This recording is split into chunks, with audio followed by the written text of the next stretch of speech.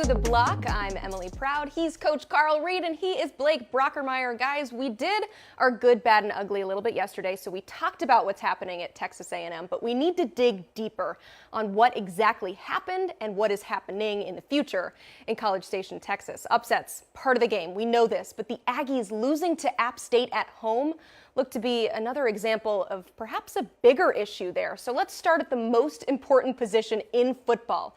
Jimbo Fisher said this if he's considering a quarterback change from Haynes King to Max Johnson. Quote, "We possibly could.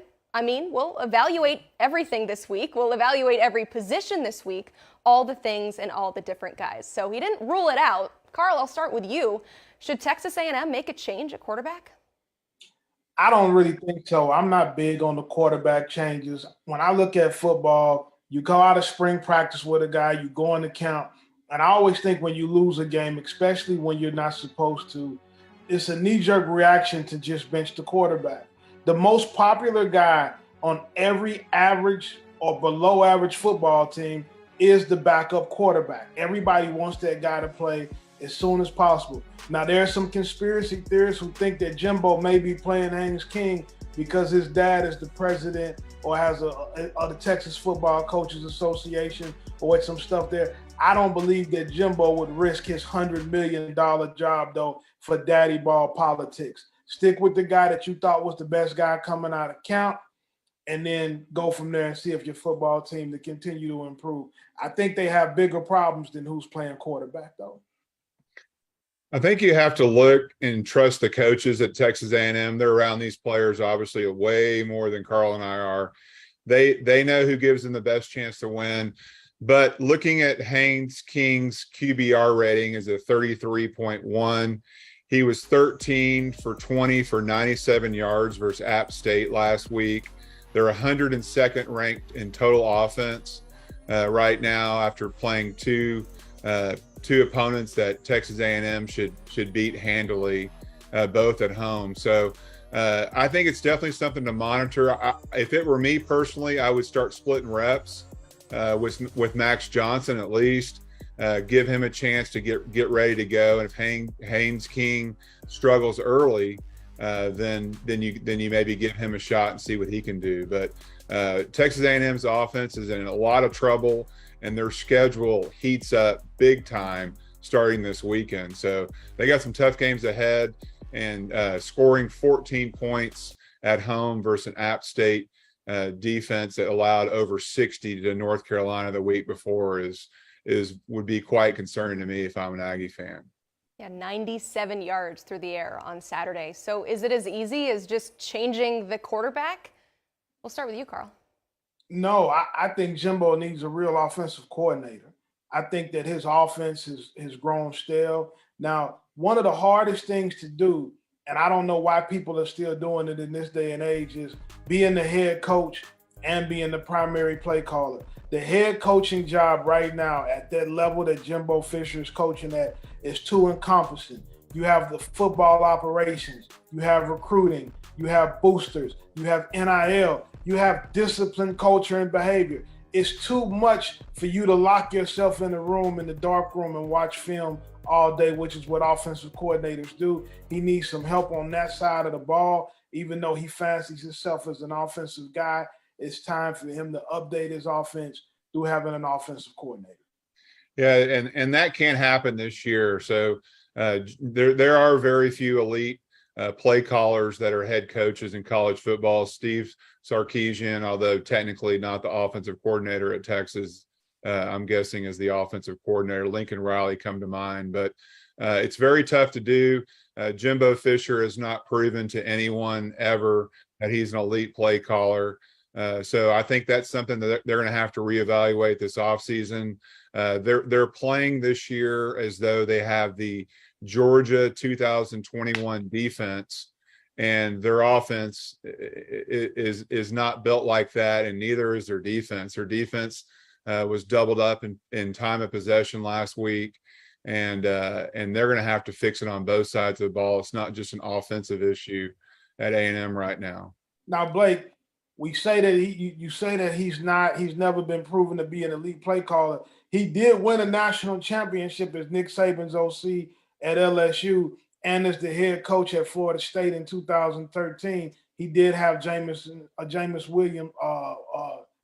Winston in that situation. But do we not give him any credit for being an elite offensive coordinator or play caller in those situations either? I mean, I think he's a good offensive play caller with talent around him. Texas A&M has got some young, talented wide receivers that are growing with their offense, but until they get an elite play caller under center, then I think there's a lot to be questioned with how they're calling the game right now. But they've also got Devon A-Chain as their running back, who's a really skilled, fast running back. He is not a big guy. So him and Haynes King are the top two leading rushers at A&M right now. So they're going to have to run the rock, throw the ball more efficiently. They've only had two tight ends catch one ball each this season, which isn't a great recipe for success. So hopefully maybe they're playing it close to their vest until they get into the meat of their schedule. But there's no more margin for error at Texas A&M's offense right now. Carl, you mentioned the national championship at Florida State. That was back in 2014. Does that offense then still work now? Does there need to be some sort of involvement with Jimbo's offense? It works if you have Jameis Winston. What does he doesn't. What does he do now then? Well, that's why you need an OC to bring some creativity and some new ideas to your offense. Great players change a lot of things on schemes on both sides of the ball. If you have a generational talent at a specific position, you can do things you otherwise wouldn't be able to do. And they don't have that right now at the quarterback position to run this offense. I don't know about generational talent, but we know this roster does have a lot of talent based on what Jimbo said in the offseason in response to Saban accusing him of buying players. We also know that A&M had the greatest recruiting class of all time. So is it the Jimmies and Joes or is it Jimbo? Blake? Well, those guys are still babies. Their recruiting class is still babies. So I don't think you can depend on those guys to lead you. They probably a year or two away before they contribute to winning championships or playing at that level. Yeah, I think in college basketball, that makes a big factor. You got a couple of good players that can change your team quickly. Football is a little bit different. Most of A&M's talent on their recruiting class last year was on the defensive side. They obviously brought in Evan Stewart, who's a really dynamic wide receiver that can stretch the field for them. That changes the game for them offensively on paper. But you got to give these guys a year or so to grow. Very rarely, if ever, has one recruiting class come in and just taken over the college football. I don't think it's ever happened. They'll have a couple of guys step up that make big plays and are big time players for them this season. But you got to give these guys at least a year or so to grow a little bit. So Blake, you're telling Texas A&M fans to be patient. It's year 5 with Jimbo Fisher. Should they be patient? Can they at this stage in the game? Well, Texas A&M expects to compete at the highest levels right now for a national championship, win the SEC. With the expectations with the recruiting class they brought in, kind of raised the bar, but it's not going to happen for them this year. I never thought A&M was going to be a player at the end of the season in the SEC race or a national championship race. I think next year would be the earliest that you could expect them to do any kind of damage. But the first thing they got to figure out is, how are you losing games at home at Kyle Field? You have the hardest, loudest atmosphere in college football to play in.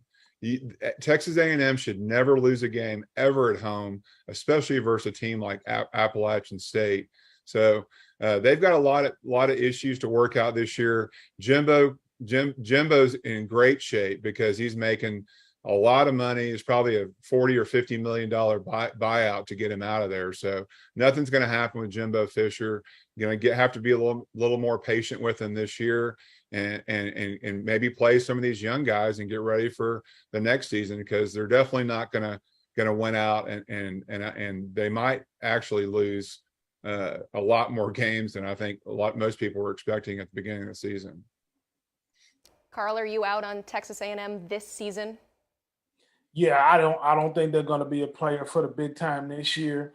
They do have a recruiting class and generational recruiting class, but something to keep in mind, especially at the D-line position, because they brought a lot of dudes in, that transfer portal will be hot, and all of those guys won't be happy. That's just the way that the game is today. So it's exceptionally hard to get a recruiting class that's as talented as they got, but also be dependent on those guys to stick around for 2 or 3 years, because that just hasn't happened lately. We'll certainly learn a lot about them this weekend as they host a ranked Miami squad. So a lot to learn about Texas A&M. Let's move on to the hottest seat in the sport. As we know, we talked about this yesterday. It's now an empty seat as Nebraska fired Scott Frost on Sunday. So now who else's seat potentially is scorching right now? Well, West Virginia Athletic Director Shane Lyons may have turned up the heat on his head coach Neal Brown, saying this, quote, "Everyone involved knows that the on-field results have not met expectations, and absolutely no one is satisfied. There are 10 games left in the season, and the focus is still on getting the results that we all expect." Carl, finish the sentence. Shane Lyons' statement on Neal Brown means what? Win or you're done. I mean, if there's ever a situation where a guy didn't just call you out and say in public what you mean, it reminds me of when I was in high school and my dad would get my progress report and he would read it and he'd say, "Hey, this isn't up to standard." And so you knew in about another 3 weeks, if you didn't have it together, he was going to take the keys to your car. That's pretty much what the athletic director just said here about Neal Brown. They have expectations of winning. They have expectations of playing big. They had moments in the past where they've had a lot of success, and he didn't give them the typical vote of confidence that AD's given. He almost gave him the kiss of death, and Neal could be a dead man walking. Blake, he still got the keys right now. Where does he need to drive it to keep it going? Well, I think it's a wait and see approach with Neal Brown. I think they obviously starting off the season 0-2 have not met expectations, especially losing to Kansas at home. They looked pretty good against Pittsburgh week 1 on the road. I thought that they potentially had a chance to be a little bit better team than they have been so far, but it's still early. They need to, in reality, they probably need to go 7-3 the rest of this season. Their schedule's not very easy. They're going to have a difficult time doing that. They won 6 games last. So I think in order to feel good about where you're at, they need to show progress. And being 6-7 again this year would not be progress to me. So West Virginia is not a great team. They are not good enough to take anyone lightly. They obviously took Pittsburgh very serious, was prepared, ready to go, should have probably won that game. Kansas, it didn't look like they did as well. Kansas exploited the middle of the field, running, passing, and RPO games.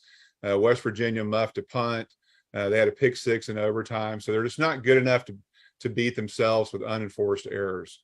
I'm going to tell you what, Blake, too. People better stop sleeping on Kansas. Lance Leipold is the coach, and people better Google his resume on how much he wins.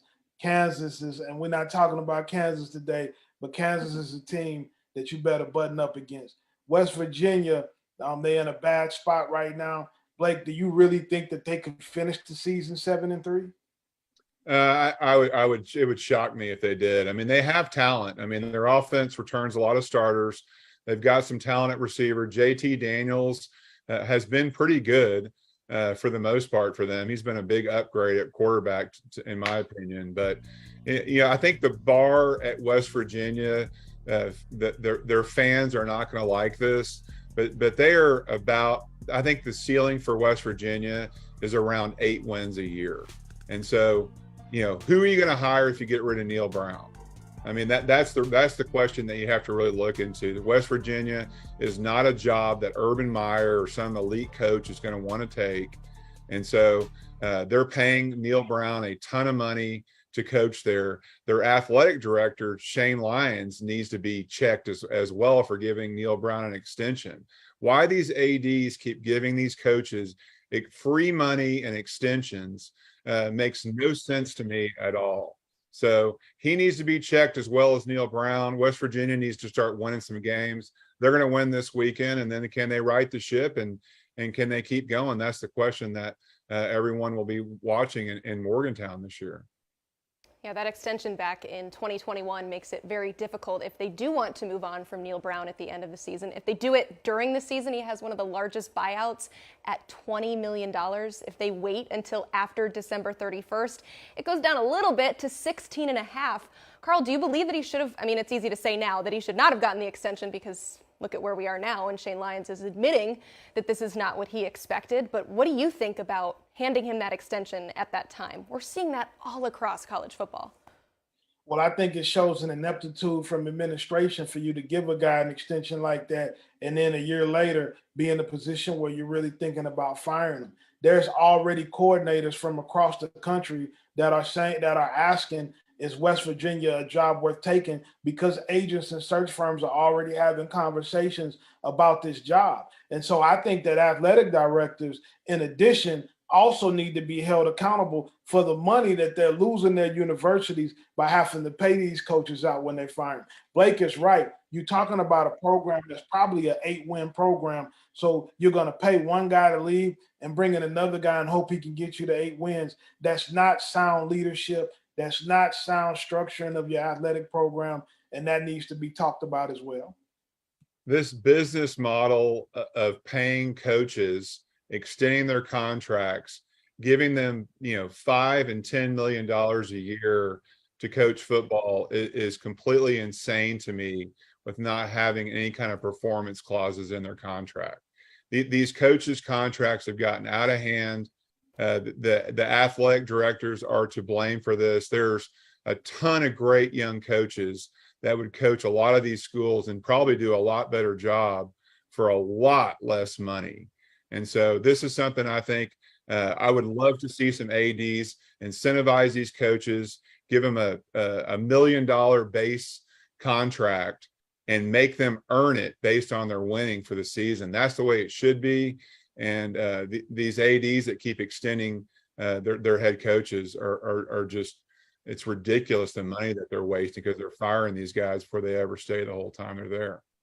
Yeah, I mean, we had this conversation yesterday and talking about Scott Frost and that, Trev Alberts stuck with him through 2 weeks and now they owe him this great buyout and they didn't wait, 20 more days to let it go down a little bit. Carl, you said that these athletic directors should be held more accountable for this. What does that look like? It looks like them having their job at stake to be lost also. There's a lot of things that go into having a successful football program, and the athletic director is also a major key in that. But when you look at these things and you evaluate rosters, teams, extensions, you would have a hard time telling me that a year ago you thought a guy was great enough to give him an extension that would give him an additional $15 million, but now we need to pay him out and I need to fire him today. That doesn't make sense to me at all. If Neal Brown gets fired this season, Shane Lyons should be right behind him. That they should go hand in hand, because for Shane Lyons to give him that kind of extension and that kind of money and then fire him a year later shows me that he's not capable of being the athletic director at West Virginia. I agree with that totally, Blake. But is it also maybe a situation of where he is admitting that he's wrong and not just sticking with the guy because it's his mistake? And because we see that too a lot, where athletic directors are tied to their head coach and the decisions that they make. Do you think that Shane Lyons feels a little bit pressured to potentially keep him around a little bit longer so he doesn't have to admit that he was wrong, Blake? Well, I think it just depends on how West Virginia does this year. Like Carl and I have both kind of said, the ceiling at West Virginia is about 8 wins probably. I mean, they've done better, but you got to go back to Rich Rod in 2005, 6, 7. I mean, that's a long time ago. So, they won 6 games last year. He got an extension. If they win 6 or 7 games this year, then they're probably close to where they were last year. And so who else are you going to bring in to get you over that hump? I mean, there's probably nobody. So, I mean, they might as well stick with what they've got. Neal Brown is a good football coach. Just hadn't worked out for him for one reason or another, but maybe make some changes in some of his assistant coaches and scheme a little bit. But you're just going to keep spending money on coaches that are probably going to give you the same result. I mean, Emily, and it doesn't matter whether he wants to admit it or not, the results on Saturday afternoon are going to always show you who you are. You are what your record says that you are. And so I think when you're in those situations, Some guys are not a great fit at some places. It doesn't work out the way you think it's going to work out, but you do have to be more fiscally responsible in how you spend your schools and your boosters money when you're talking about having to pay these guys these large sums of money not to coach, to bring in a new guy that's going to bring a very similar result to your institution. It makes you have to think about who's making these decisions and also who's allowing them to make those decisions. 100%. Guys, great conversation. This is why the show is so great. I don't know who is talking this much West Virginia here on a Tuesday leading up to week 3. But speaking of, let's kind of go back to what we saw in week 2. And we're going to hit on some weekly winners here. So let's start with Carl, who is, I love this, your Run the Rock Team of the Week. You got to go with the Arkansas Razorbacks. Woo Pig Suey. Sam Pittman, the head coach at Arkansas, has injected such a life in his program. When I look at this and when I look at Sam Pittman and what he's done for the Arkansas Razorbacks, is there a coach who has been a better fit in the last few cycles than the way Sam has been with the Arkansas Razorbacks? He's not getting nearly enough credit in National Coach of the Year type of conversations over the years, but he's done something with Arkansas that we haven't seen in a very long time. He has long been the preeminent offensive line coach in the nation, and him and Kendall Browse have that offense booming, led by KJ Jefferson and Brown at running back. They have been unbelievable. They push South Carolina around. They're my Run the Rock Team of the Week. Blake, as an offensive lineman, how much would you like to work with those guys? Yeah, Sam Pittman is one of the top 2 offensive line guys in the country. So he would be one of my top choices if I was picking an offensive line guy. He happens to be the head coach at Arkansas, done an incredible job. They got a couple of big games coming up versus A&M and Alabama, but I expect them to have a great season, and he's got that program turned around quickly. Speaking of, Blake, you have a weekly winner as well. This is nothing to do with you or parents or anything, but this is just kind of what we call offensive linemen, right? We got Blake's Big Uglies. Who's your pick this week? Yeah, so it's not an offensive lineman this week. It's actually an outside linebacker from Houston. Derek Parrish is an edge guy that doesn't even start for Houston. I went back and watched the All-22 game this morning, and I mean, he didn't even play every snap for them. He had 4.5 sacks, 6.5 TFLs on the day, just dominated the offensive line at Tech. He had one stretch in the first quarter where he had 2 sacks and a TFL all in a row. So they have him listed as a fullback and an edge player. He's a really twitchy guy that comes off the edge, plays with a very high motor. Really impressive day by him. He's second in the country in sacks and tied for the lead in TFL. So congrats to Derek Parrish for having an incredible game against Texas Tech this weekend. Carl, I got to get your quick thoughts on this guy. That stat line is something that players get for an entire season. He put that up in one game. Derek Parrish probably has more agents in his DMs than an Instagram model has rappers. You know, he played a big-time game this weekend. When you talk about 4.5 sacks, I haven't seen a game like that. I'm going way back to when Alex Brown was playing for the Florida Gators, and he dominated the University of Tennessee and had about 5 sacks in that game. This is a special talent, a special guy, and we gave him the Big Ugly Award. Blake gave him the Big Ugly Award. But his game is real pretty. It certainly is. Blake, do you have something to say? I was going to say, Houston, make this guy a starter. Mm-hmm. I got one of the guys that coached at SMU, Demrick Gary, is down there. Demrick, get this guy on the field to start the game. This guy's a productive guy. Hell of a game by him and hell of a job by Houston. Getting him ready to get to the quarterback. Not even a starter? No, that's going to change. He did not start the game. That's certainly going to change. Doesn't play every snap for them. That is absolutely nuts. Well, he has certainly made a name for himself already. It is just 2 games into the season, so excited to see how both of your picks for Blake's Big Uglies and Run the Rock Player of the Week go. Guys, that's going to do it for us here on The Block. As always, be sure to like, share, and subscribe to the 24/7 Sports YouTube page. We'll see you back here tomorrow.